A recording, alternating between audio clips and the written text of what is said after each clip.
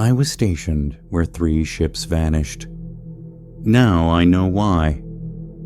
Lieutenant Commander James Harlow squinted through the windshield as his government-issued SUV crawled along the coastal road. Windshield wipers fought a losing battle against the January blizzard, briefly revealing glimpses of the desolate town of Port Abyssal, Maine. Storefronts stood empty, windows boarded, paint peeling from facades weathered by Atlantic gales. The few buildings showing signs of occupancy revealed only furtive movements behind curtains that quickly closed as his headlights swept past.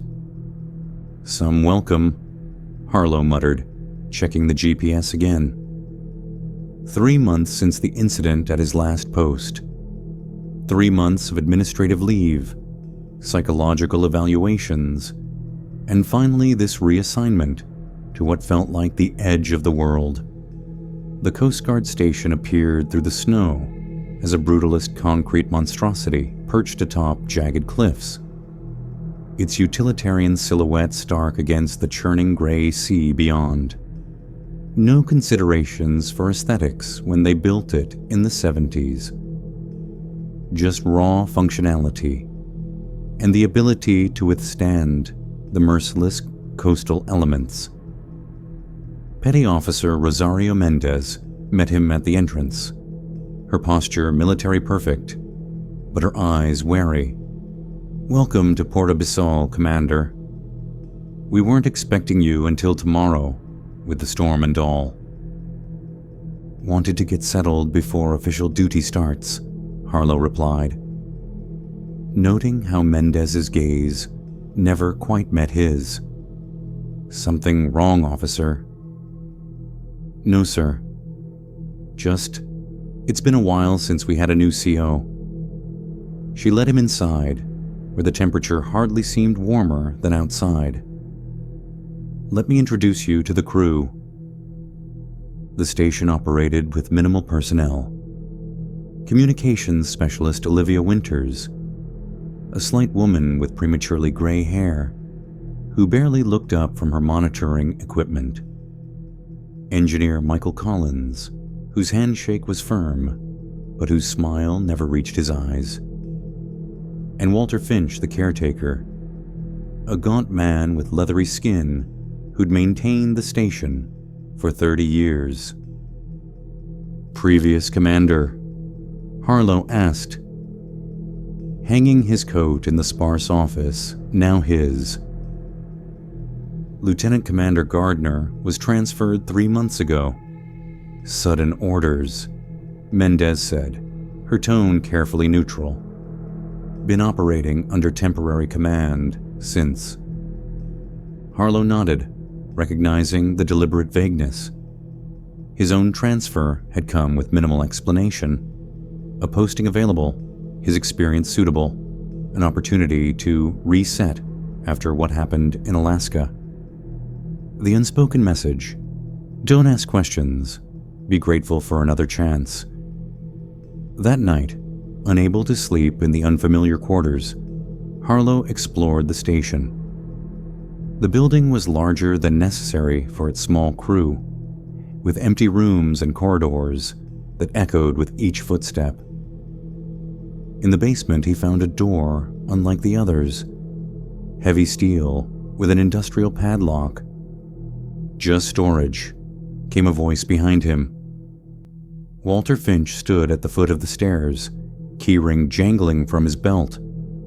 Old equipment, maintenance supplies, nothing interesting. Harlow nodded, noting how the caretaker's hand moved protectively to a particular key hanging on a chain around his neck. Just getting the lay of the land. "Best to focus on the areas that need your attention, Commander," Finch suggested, his tone respectful but firm. "Station like this. Resources limited as they are, priorities matter." The following day, Harlow reviewed station logs, searching for information about his predecessor. The digital records contained peculiar gaps. Entire weeks missing, particularly around 3 dates: October 2015, June 2019, and November 2023.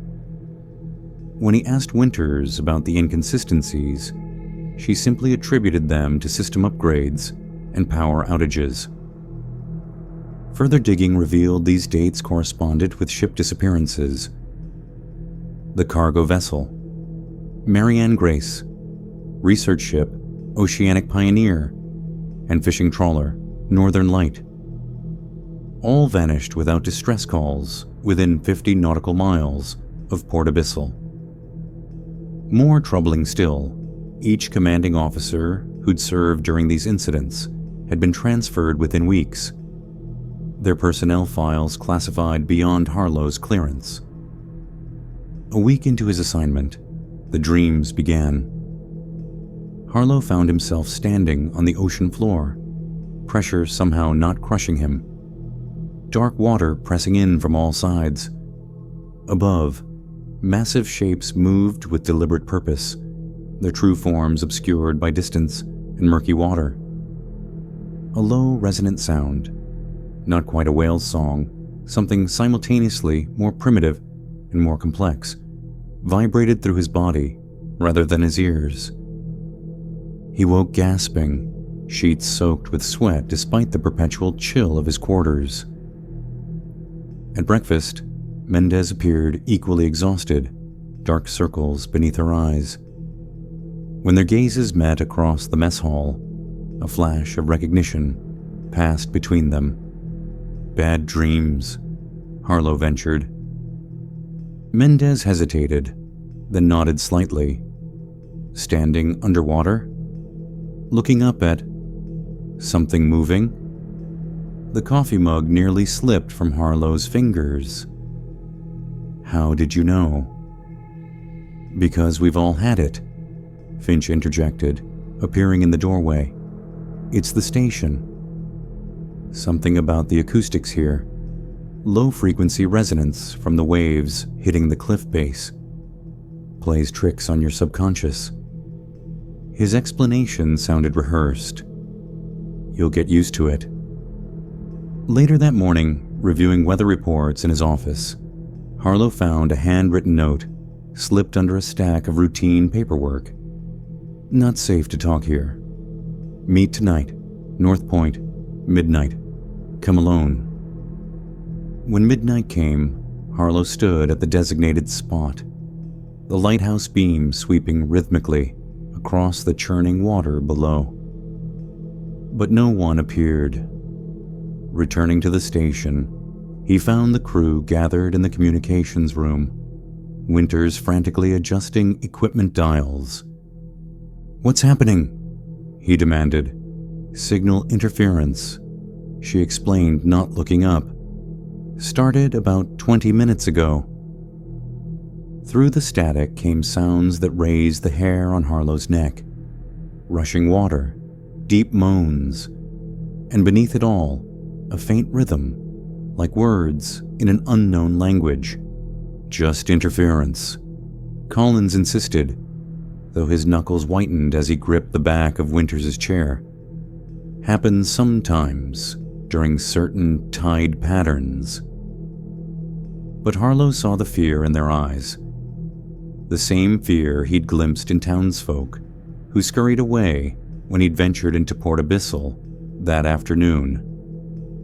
The same fear reflected in his bathroom mirror that morning when he'd woken from yet another dream of standing on the ocean floor. This time with the distinct sensation that something down there had noticed him watching. "Commander." Mendez's voice pulled him back to the present. "Your orders." Harlow straightened, assuming command presence despite the unease creeping through him. "Log it. Continue monitoring.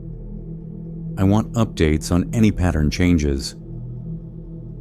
As the others dispersed, Mendez lingered briefly. "The note, that was me. But they were watching. Always watching."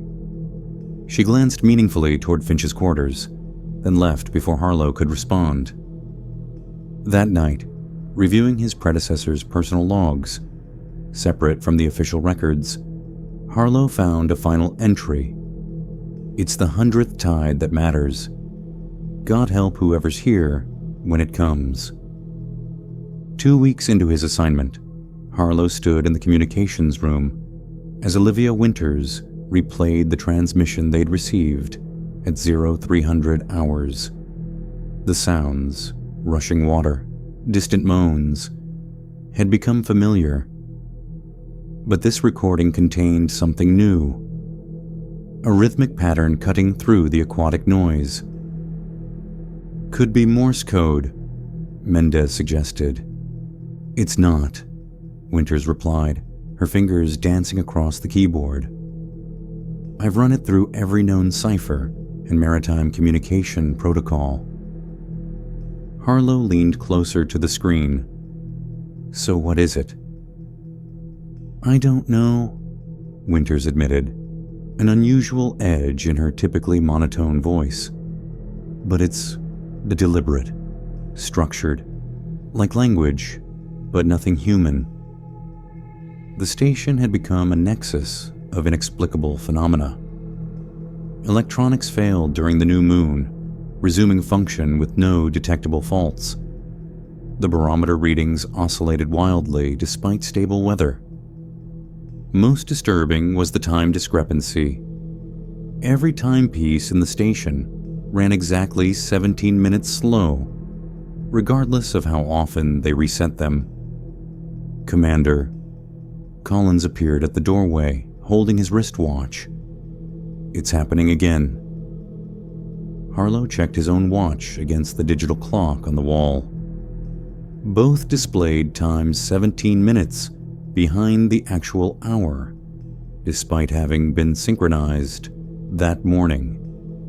Some kind of electromagnetic anomaly, Collins suggested, though his expression betrayed his disbelief in his own explanation.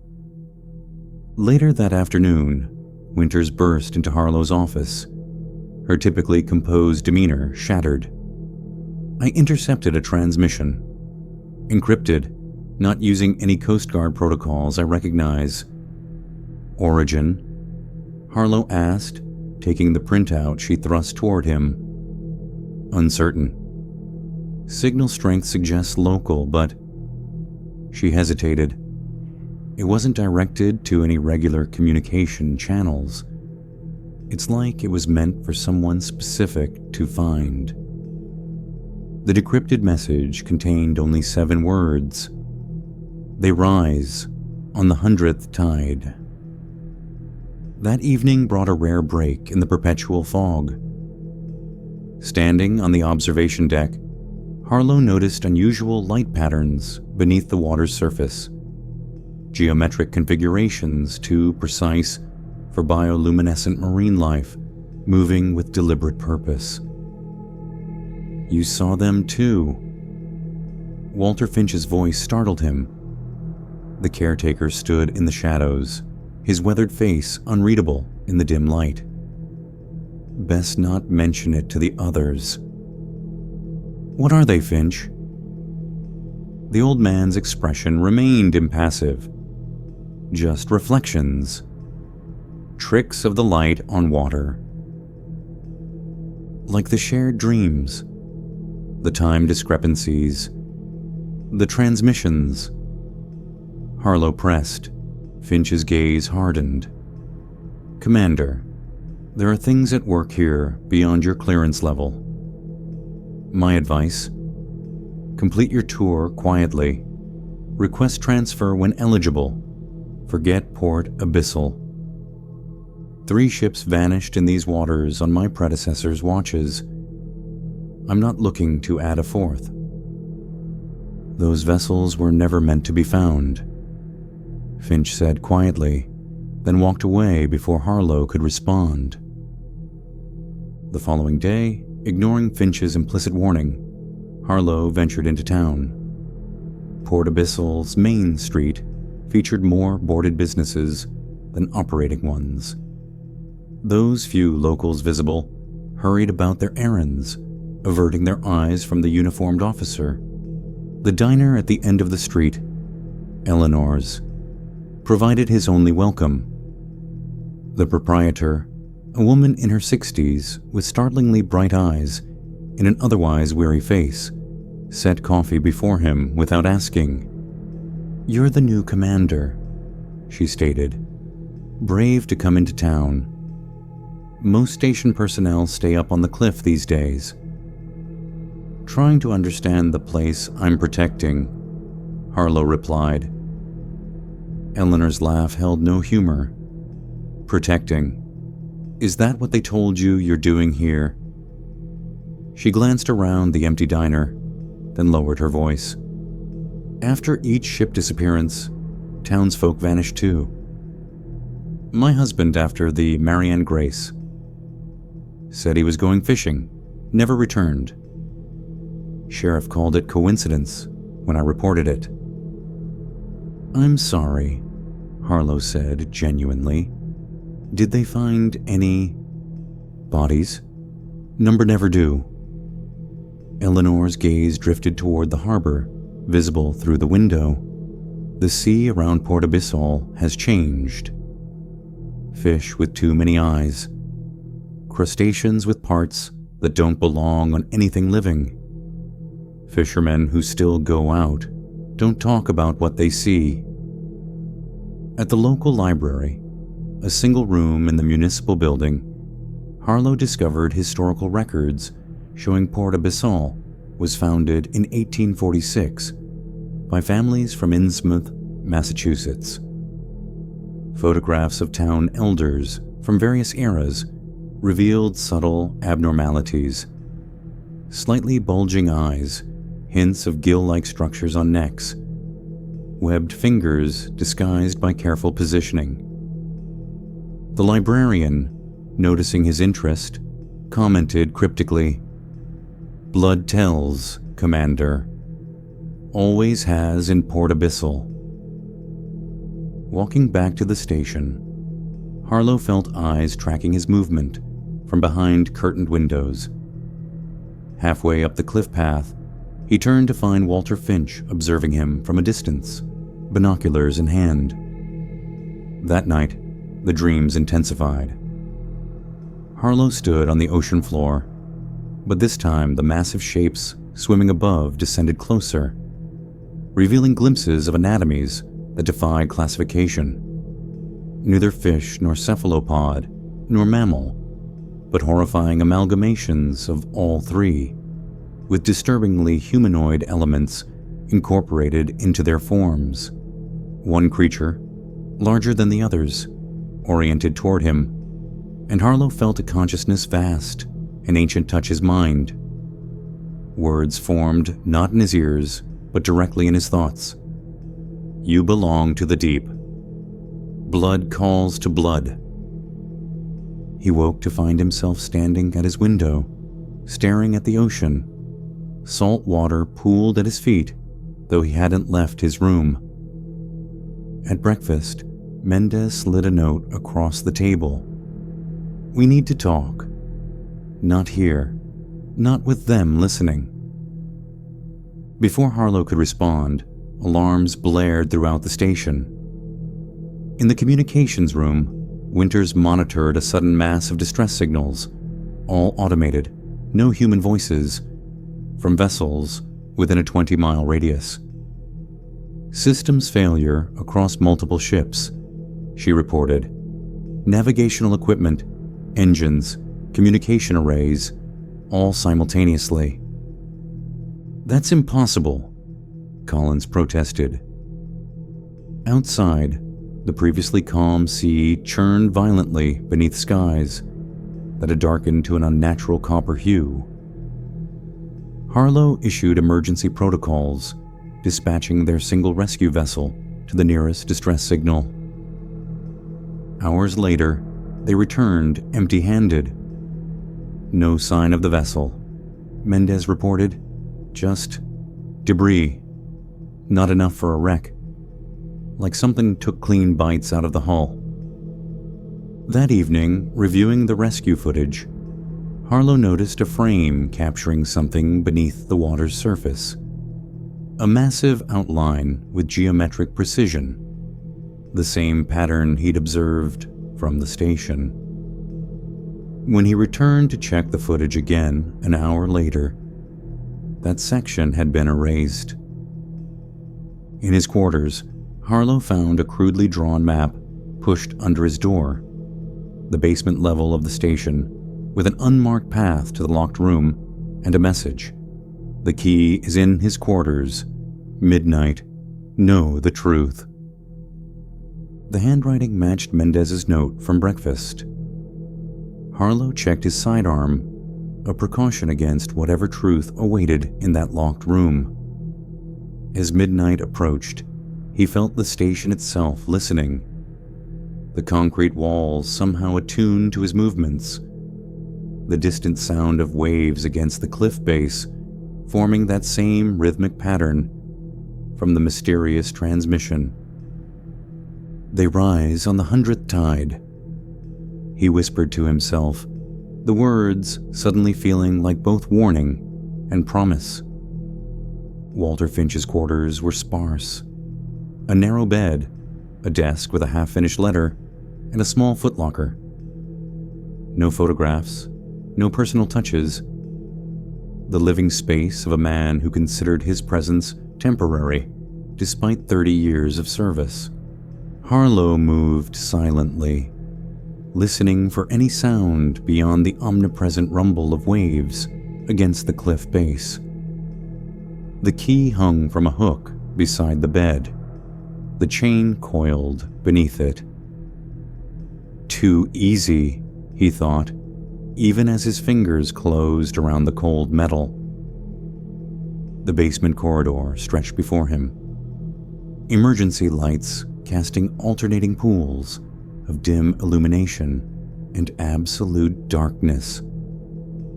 The locked room waited at the end, its steel door incongruous among the standard issue Coast Guard architecture. The key slid into the lock with an audible click that seemed to echo through the silent station. Harlow hesitated, suddenly certain that opening this door would irrevocably alter his life's trajectory. Then, steeling himself, he turned the key. The hinges protested with a low groan as the heavy door swung inward. The room beyond lay in darkness until Harlow found the light switch, revealing a space unlike anything he expected. One wall displayed navigational charts of the waters surrounding Port Abyssal, marked with red pins and string, creating a web of connections. At the center of this web, 3 X's formed a perfect equilateral triangle offshore. Each X labeled with the name of a vanished vessel and its date of disappearance.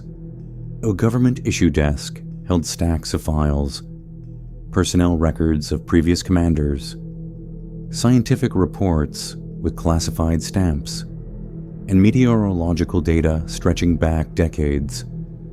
Most disturbing was a leather-bound logbook encrusted with barnacles, its cover bearing the faded name Marianne Grace.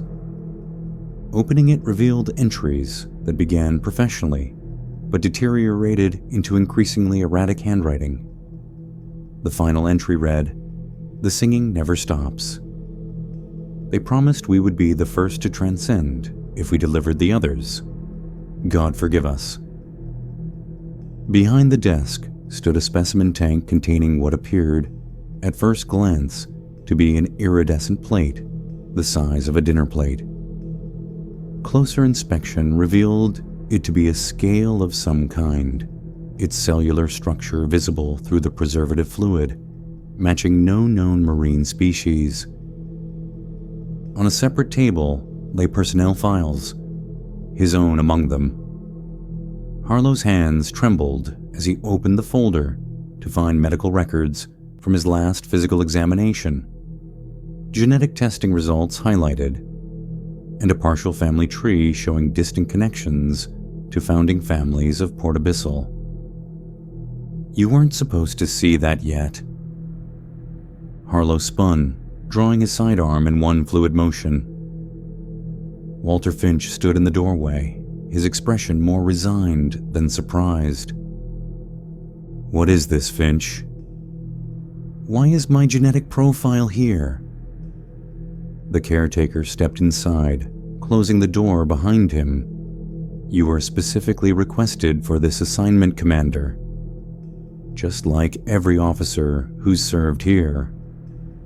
"By whom?" "Higher than your clearance, higher than mine." Finch gestured to the charts. "What you see here is only a fraction of the operation. The Abyssal Triangle has been monitored since 1926, when the government first became aware of anomalies in this region. The missing ships were not accidents." Finch's voice remained steady. "The Coast Guard station isn't meant to save vessels in distress. It's meant to guide specific vessels into the Triangle during particular astronomical alignments." Harlow kept his weapon trained on the caretaker. "You're telling me we're deliberately causing shipwrecks?" "Not wrecks, transformations." Finch moved to the specimen tank, tapping the glass. "This came from one of them. The entities dwelling beneath these waters require periodic contributions to remain dormant." "Human sacrifices," Harlow translated, disgust rising in his throat. "Your predecessors understood their duty. Those who didn't were transferred, or eliminated if they threatened exposure." Finch's gaze hardened. "I had hoped you would follow protocol, complete your tour quietly." "And the town? The missing residents?" "Some are chosen to join what dwells below. A genetic predisposition makes them suitable." Finch gestured to Harlow's file. "The same genetic markers you carry, Commander." "This is insane," Harlow managed, though the evidence surrounding him, the logbook, the charts, his own medical records, formed a horrifying coherence. "The 100th tide approaches," Finch continued. "The spring equinox will bring the completion of a cycle that began when Port Abyssal was founded. What happens next depends partly on you." "I'm not sacrificing anyone." "You won't have to," Finch replied, with disturbing calm. "The vessels find their way to the Triangle themselves when the time comes. Those with the blood calling them home." A noise in the corridor interrupted them. Footsteps rapidly retreating. Finch's expression changed to alarm. Someone was listening. Harlow used the distraction to move, slamming the older man against the wall. No more cryptic warnings. Full disclosure now. "You don't understand what's at stake," Finch gasped. "If the 100th tide passes without the proper observances, what sleeps beneath will fully awaken. The 3 disappearances were just preparation, maintaining the dormancy until the cycle completes." "What cycle?" "Convergence," Finch whispered. "The merging of our world with theirs." Harlow released him, sickened. "I'm shutting this down, reporting everything." "To whom?" Finch laughed bitterly. "The same authorities who established the station? Who selected you specifically based on your bloodline? This goes beyond any agency you could report to, Commander." Before Harlow could respond, alarms blared throughout the station. Mendez's voice came over the intercom. "Commander to communications. Urgent situation developing." In the communications room, Winters monitored readings with shaking hands. "Unprecedented tidal anomalies, sir. Water receding quarter-mile beyond normal low tide marks." On the observation deck, Harlow watched the ocean retreat, exposing seabed never meant to see air. In the distance, the exposed ocean floor revealed structures, geometric formations of stone, too precise to be natural, too ancient to be human construction. "Precursor to the 100th tide," Finch said quietly, having followed him. "When the water returns, it will reach higher than it has in a century." "How do we stop it?" "We don't." Finch pressed something into Harlow's hand, a sealed envelope. "If you survive what's coming, this explains everything. I've carried this burden long enough." The following morning, Walter Finch was found hanging in the locked room, an apparent suicide. Clutched in his rigid fingers was a handwritten confession detailing decades of complicity in guiding vessels to their doom, of government knowledge about what dwelled beneath Port Abyssal's waters, of ancient entities requiring periodic sacrifices. Most disturbing was his final warning. The transfer of Commander Harlow to this station was no coincidence. His genetic profile matches exactly what they requested for the 100th tide. He is not meant to prevent the convergence, but to be its catalyst. Reading these words, Harlow felt the weight of generations of secrets pressing down on him, even as he sensed, somewhere deep in his consciousness, something vast and ancient turning its attention toward him from beneath the waves. No replacement arrived for Walter Finch. Coast Guard Command simply ordered the station to continue operations with minimal crew, as if a 30-year veteran's suicide warranted no investigation. The instruction itself confirmed the conspiracy extended far beyond Port Abyssal. Harlow, now convinced of wider involvement, shared his discoveries with Mendez, the only crew member he truly trusted. Together in the privacy of the rescue boat, the one place they believed safe from surveillance, they examined the contents of the locked room. "These genealogical records," Mendez said, reviewing the documents Harlow had smuggled out. "They connect your family to Port Abyssal's founders?" Harlow nodded. "Distant connection, maternal side. Great-great-grandmother from a family called Marsh." "Eleanor Marsh," Mendez whispered, "the diner owner." "Relation?" "Has to be." "And these documents," she continued, pointing to technical reports, "they're tracking genetic markers specific to founding families. Government research classified beyond top secret." "What kind of markers?" "Adaptations to deep water pressure, enhanced night vision, gill-like structures dormant in the genetic code." Mendez's voice trembled slightly. "They've been monitoring bloodlines for generations, Harlow, cultivating them." The implications chilled him. For what purpose? "Whatever's happening with the 100th tide." She hesitated. "There's more. While you were in town yesterday, Olivia intercepted another encrypted transmission. Same source, new message. The chosen prepare for ascension."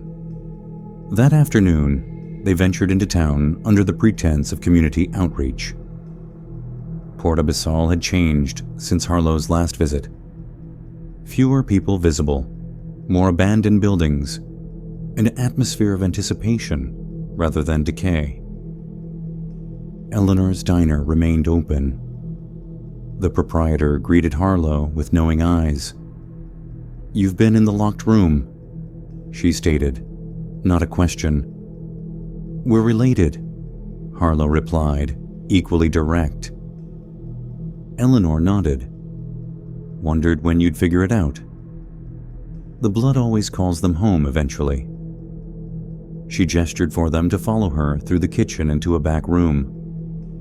Within, they discovered a small shrine, centered around a strange statue. A grotesque hybrid of human and marine creature, with features disturbingly similar to the anatomical abnormalities Harlow had observed in historical photographs. "The Deep Ones blessed our ancestors with their blood," Eleanor explained, her tone reverent. "In return, we provide vessels when the tide requires it." "Vessels," Mendez repeated. "You mean ships and people." "Vessels for transformation," Eleanor clarified. "Not death. Transcendence. The missing ships, the townspeople, changed, evolved, the first stage of convergence." Eleanor turned to Harlow. "Your bloodline makes you perfect for what comes next. The 100th tide needs a shepherd."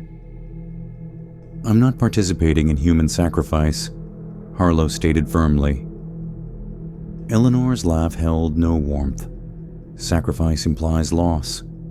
This is elevation, beyond humanity, beyond mortality. The 100th tide completes what began when our ancestors first communed with those below." They left the diner with more questions than answers. Exploring further, they discovered an abandoned church with a hidden basement containing extensive genealogical records, alongside disturbing anatomical diagrams showing human-marine hybrid physiologies. The charts mapped the progressive adaptation of Port Abyssal bloodlines over generations, with annotations about accelerated metamorphosis following each ship disappearance. These records mention the convergence and the ascension. Mendez noted, photographing pages with her phone, preceded by the 100th tide. "Look at these dates," Harlow pointed to a timeline. "The last convergence occurred in 1926. That's when Finch said the government became aware of anomalies in this region." "A 100-year cycle," Mendez whispered, "ending with the spring equinox next week." Returning to the station, they found Olivia and Collins examining bizarre marine specimens washed ashore during the abnormal tide. Organisms with anatomical features never before documented, all bearing the same iridescent scales found in the specimen jar. "Nothing in any marine biology database matches these," Collins reported, his scientific curiosity momentarily overriding fear. "They're displaying cellular structures that shouldn't be possible. Human and cetacean DNA combined with unknown genetic material." That evening, Harlow received a classified communication from Coast Guard Command containing only tide tables for the coming month, with the spring equinox dates circled. No explanation, no instructions. The implication clear that he should know what to do. Later, from the observation deck, they witnessed townsfolk loading possessions onto boats. A silent exodus from Port Abyssal. "They're leaving," Mendez observed. "No," Harlow corrected. Watching the vessels head not toward the mainland, but directly into the open Atlantic.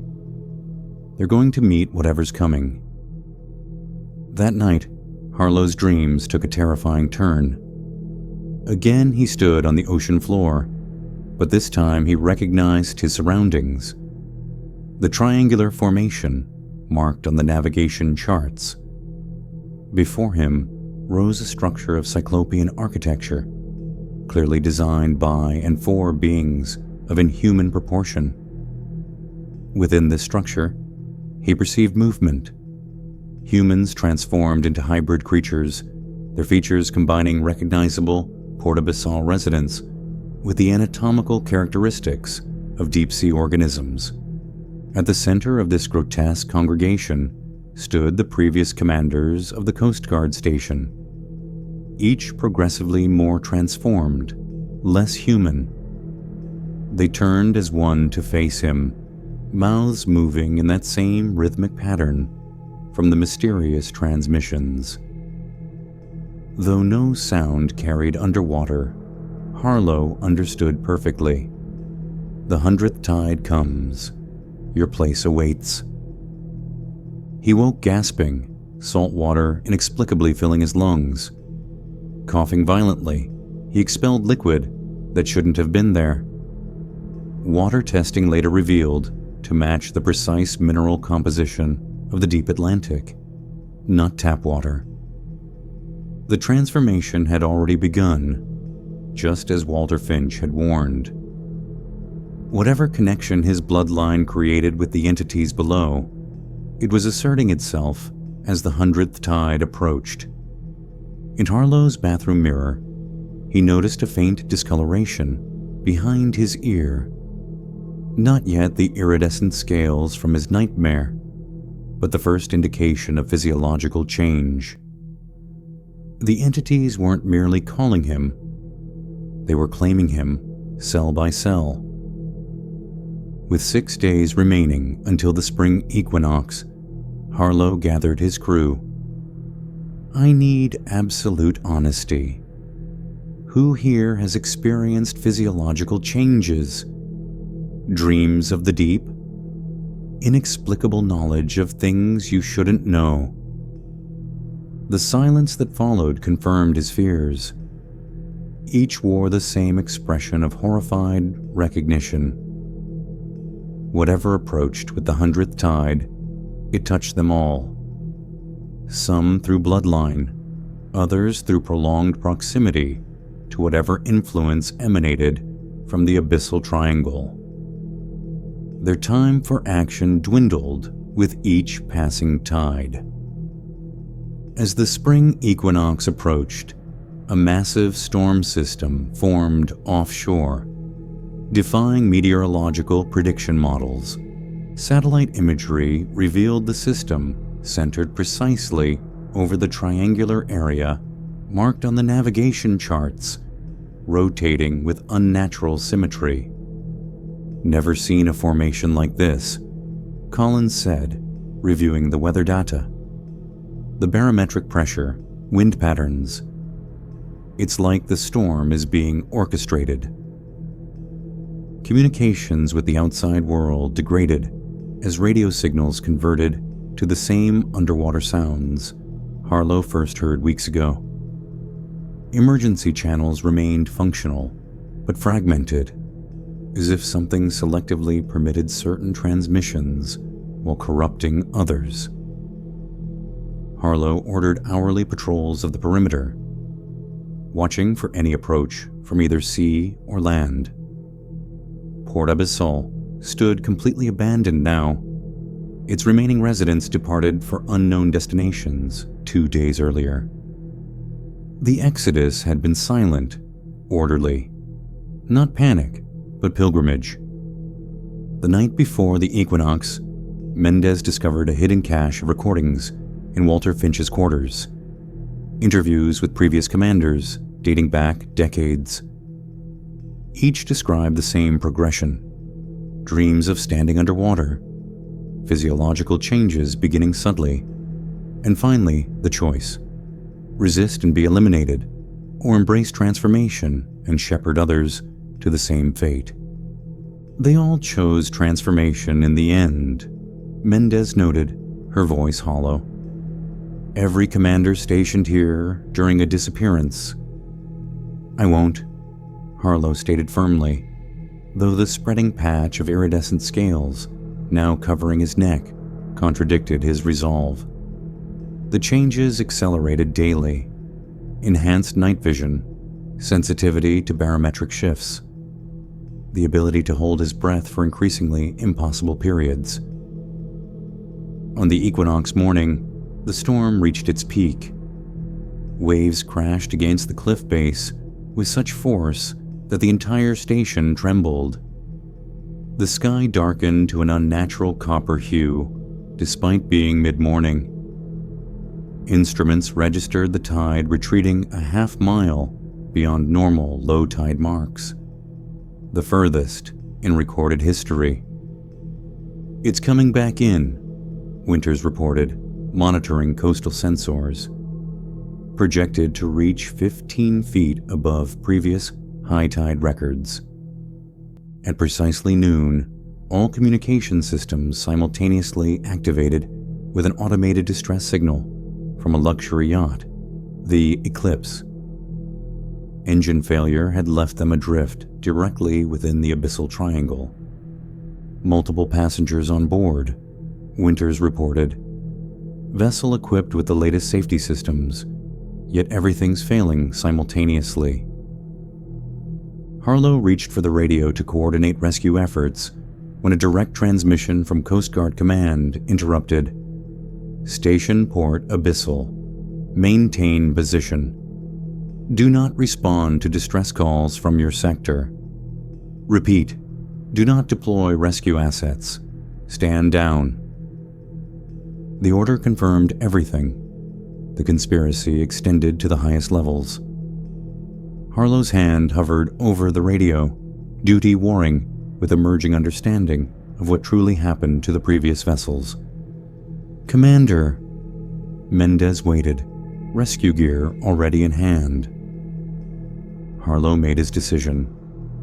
"Prepare the boat. We're responding." "Against direct orders?" Collins questioned. "I'm not sacrificing civilians to whatever's happening out there." Harlow checked his sidearm. "Winters, maintain communication as long as possible. Collins, you're acting commander until we return." "Nyam." The rescue boat fought monstrous waves as Harlow and Mendez navigated toward the Eclipse's coordinates. The storm created conditions that should have made the journey impossible. Yet somehow the water parted before them, as if something guided their path precisely where it wanted them to go. As they approached the triangle's center, the water around them began to glow with bioluminescence, revealing a massive shape beneath the surface. Not a single entity, but a colony of interconnected organisms forming a structure miles wide.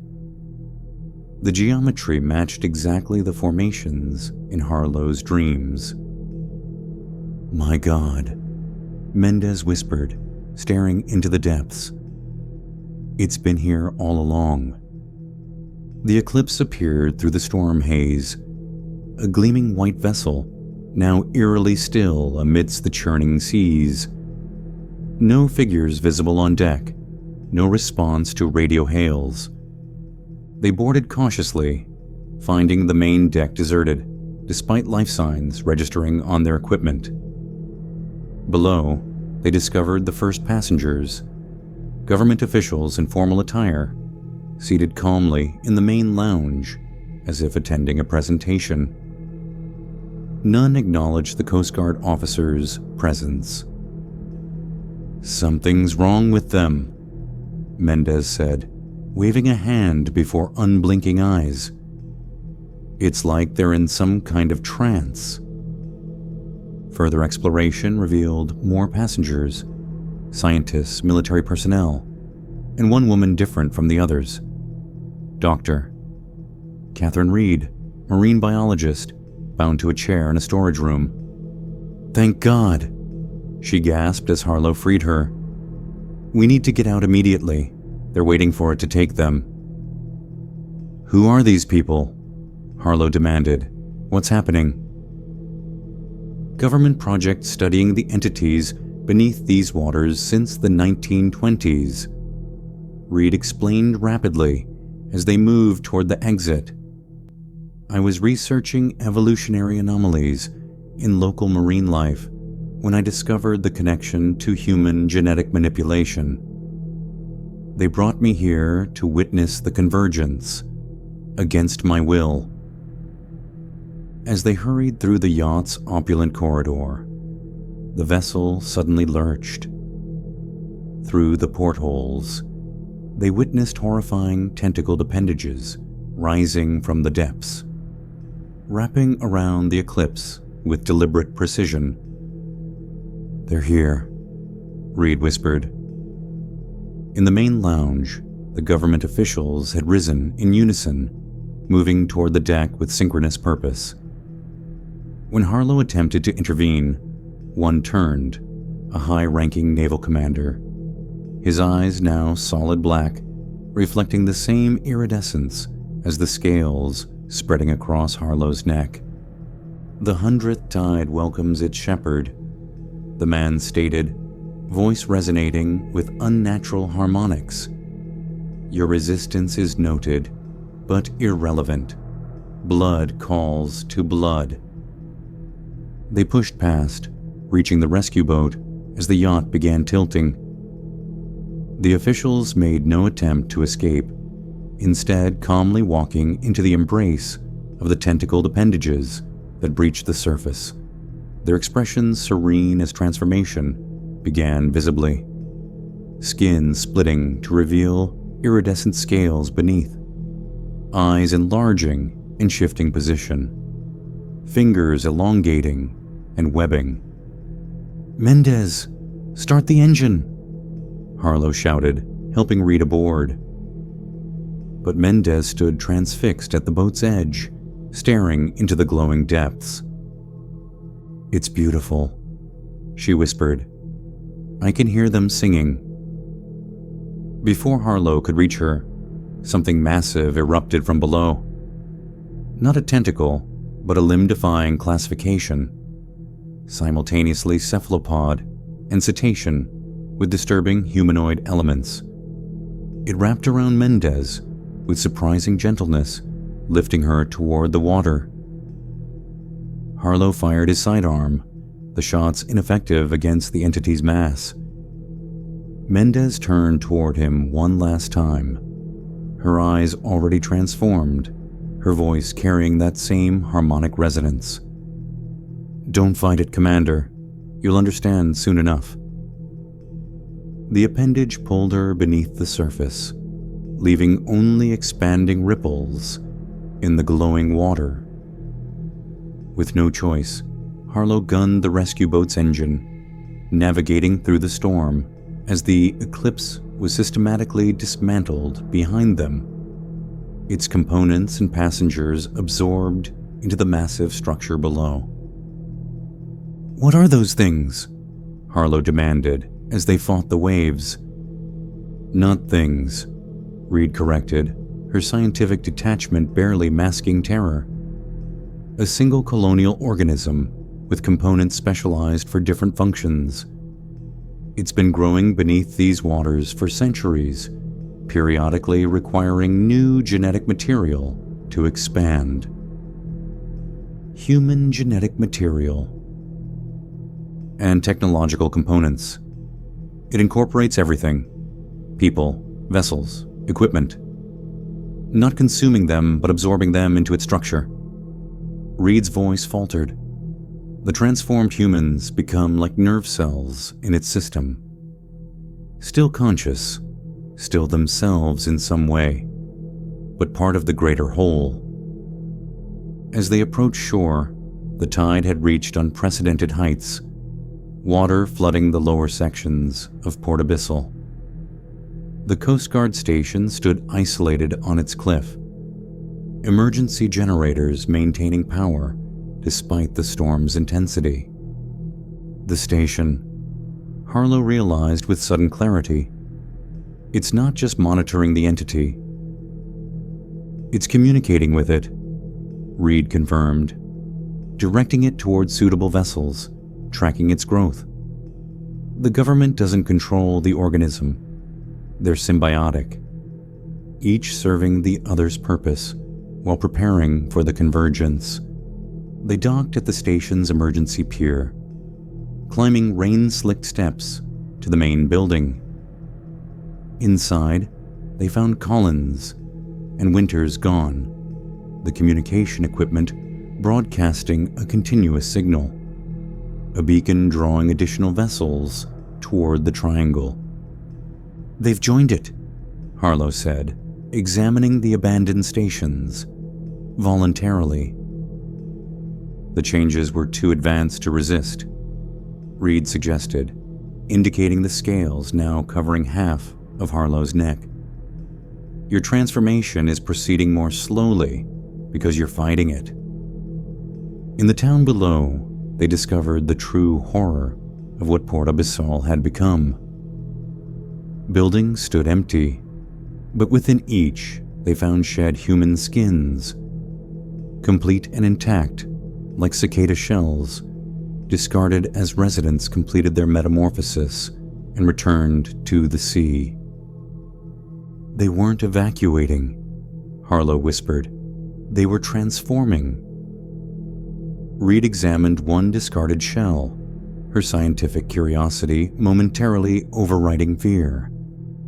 Complete molecular restructuring while maintaining consciousness. Evolutionary impossibility, yet. She gestured to the evidence surrounding them. Back at the station, they gathered what documentation they could. Proof of the government conspiracy, the genetic research, the deliberate sacrifices spanning a century. As the storm finally began to subside, they took the only remaining vehicle, heading inland toward authorities they hoped might listen. But with each mile, their evidence literally vanished. Digital files corrupting spontaneously, physical documents disintegrating into organic slime, photographs fading to blank paper. By the time they reached the state police headquarters, they had nothing but their testimony, which sounded increasingly delusional even to their own ears. The 100th tide has come, Harlow realized, as officials separated them for psychiatric evaluation. We can't stop what's already happened. 3 days later, confined to a classified medical facility, Harlow's metamorphosis accelerated beyond concealment. Iridescent scales covered 60% of his body. His eyes had enlarged and migrated slightly, and webs had formed between his fingers. Most concerning to his captors, his vital signs synchronized perfectly with tidal patterns, his consciousness seeming to ebb and flow with the ocean, despite being nowhere near water. Remarkable adaptation, noted the lead researcher, recording observations behind a protective barrier. Complete cellular restructuring without loss of cognitive function. I can hear you, Harlow stated, his voice carrying that same harmonic resonance Mendez's had developed. And I can hear them. Thousands of voices now part of the greater consciousness. Who are they, Commander? Everyone who's gone before. Every ship, every sacrifice. Not lost, transformed, absorbed into the collective. Harlow turned toward the observation window, with eyes now entirely black, reflecting iridescent light from within. The 100th tide wasn't the end. It was merely the beginning of the final phase. That night, Harlow's restraints were found empty, a viscous fluid trail leading to a drainage pipe impossibly small for a human to traverse.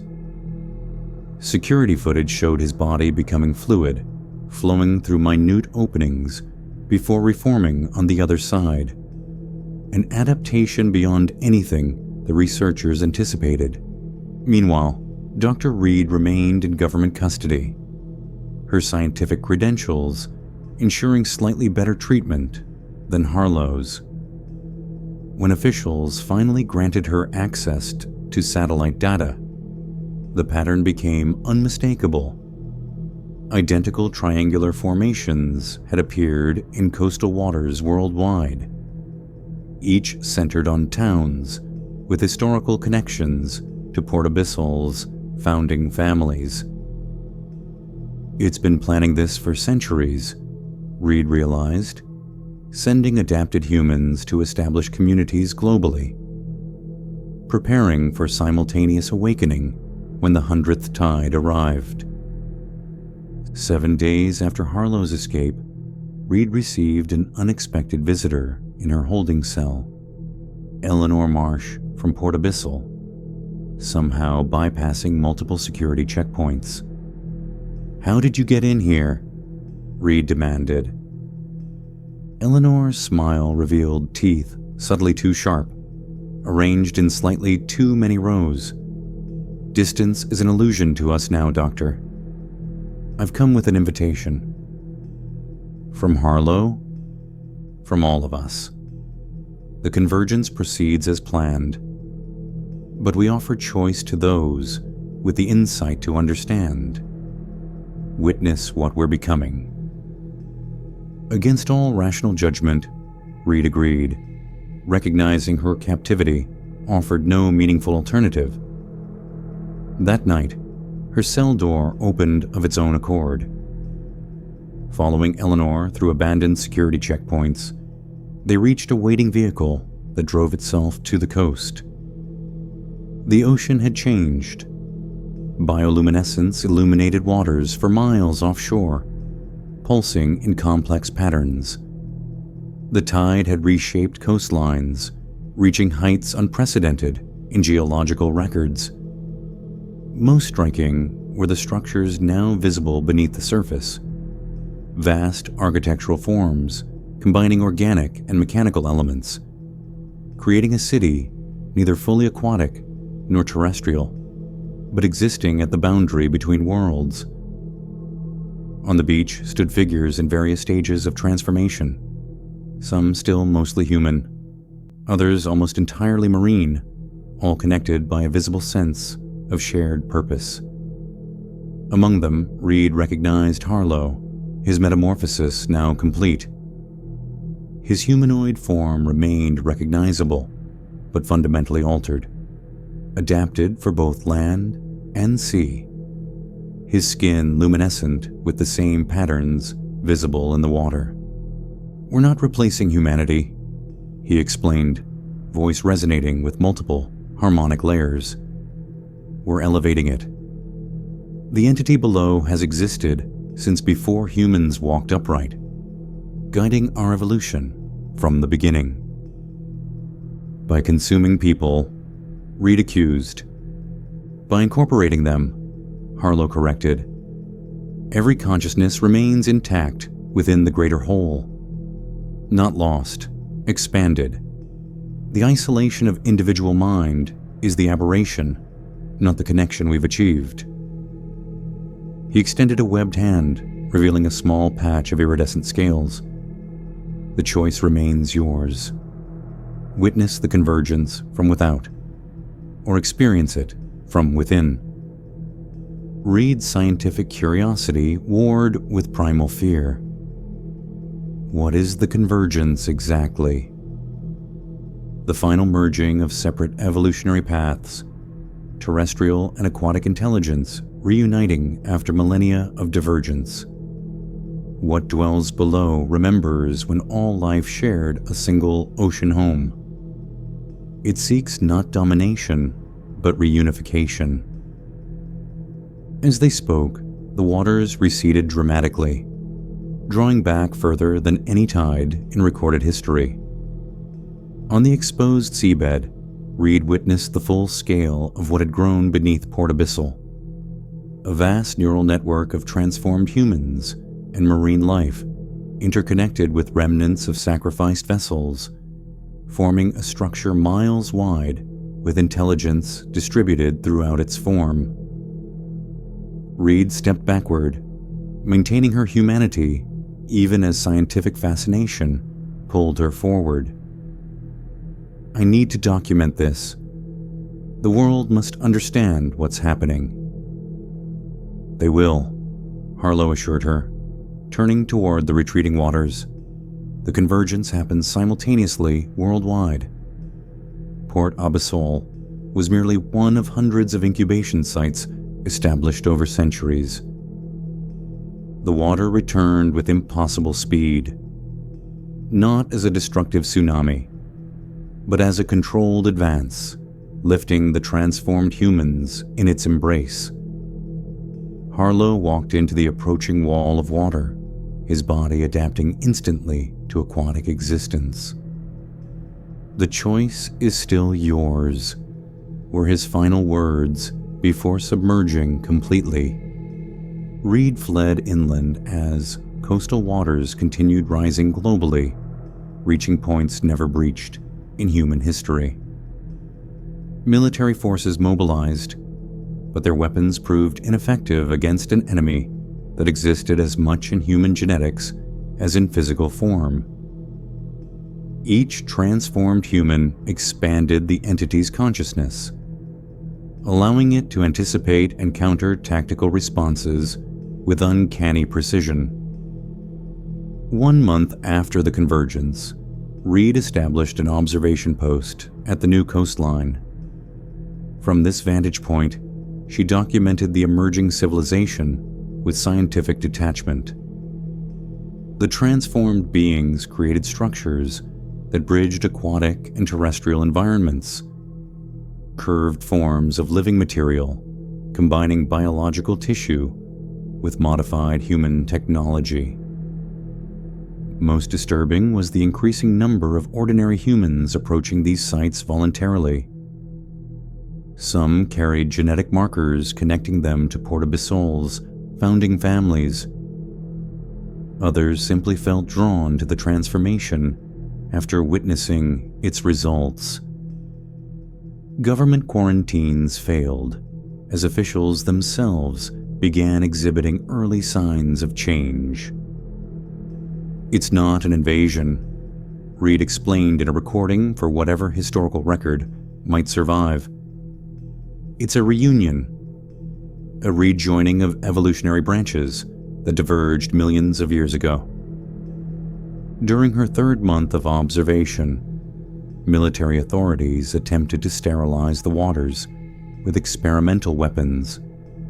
The entity responded not with aggression, but adaptation, accelerating transformations in nearby human populations, creating land-based extensions of itself that could function beyond the reach of naval forces. When the military outpost was evacuated due to rapidly rising waters, Reid chose to remain. "Someone must bear witness," she insisted, though her colleagues noted the first faint traces of iridescent coloration appearing at her hairline. On the night of the winter solstice, exactly 6 months after the convergence began, Reid received a visitor. Harlow emerged from the surf, his transformation even more complete, barely recognizable as the Coast Guard commander he had been, yet somehow more whole in his new form. "You've been observing us," he stated, the words formed without human vocal cords. "Someone needs to document what's happening," Reid replied. "The greatest evolutionary event in human history." "Not human history," Harlow corrected. "Life's history. We were never meant to remain separate from the sea forever. The entity has been patient, guiding us back home for millennia." Reid noticed how easily she understood his inhuman speech patterns now, how the rhythmic sounds from the water no longer seemed alien, but increasingly familiar. The patch of scales behind her ear had spread, now covering part of her neck and shoulder, despite no direct contact with the transformed beings. "It's happening to me," she acknowledged, "even without choosing it. The proximity is enough. The call of blood, of shared origin, recognizes itself eventually." Harlow gestured toward the horizon. "The final phase has begun. The waters will continue rising until the land returns to its original state, mostly submerged, with only the highest points remaining as islands." "Billions will die," Reid protested. "Billions will transform," Harlow corrected. "Those who resist will be provided sanctuary on the remaining land until they choose otherwise. the cycle completes regardless. That night, standing alone on her observation platform, Reid watched the largest tide yet approach. A wall of bioluminescent water advancing with deliberate, intelligent purpose. Within it, she could perceive countless transformed humans, their consciousnesses networked into the greater entity, yet somehow maintaining individual identity. As the water reached the platform, Reid made her decision. Rather than retreating higher, she stepped forward. The entity received her, not with violence, but with something approaching reverence, the water enveloping her body with gentle pressure as the final transformation began. Her last fully human thought was understanding the true meaning of Port Abyssal's name, not describing a place, but a destiny. The return of all life to the abyssal depths from which it originally emerged, completing an evolutionary circle millions of years in the making. 1 year later, from the highest mountain observatories, scientists documented a changed Earth. Oceans covered 80% of formerly habitable land, but violence had largely ceased. The transformed beings extended coexistence to remaining humans, who continued their civilization on archipelagos and artificial platforms. Beneath the surface, a new hybrid civilization flourished. Part human, part marine, part something entirely unprecedented. Those who chose transformation reported back through specialized interfaces, describing expanded consciousness beyond individual limitation, while maintaining personal identity within the collective intelligence. And deep within this new oceanic civilization, Dr. Katherine Reid, now evolved beyond her original form, continued her documentation of humanity's greatest evolutionary leap, recording the story that began with 3 vanished ships and ended with the salvation of a species that had strayed too far from its oceanic origins.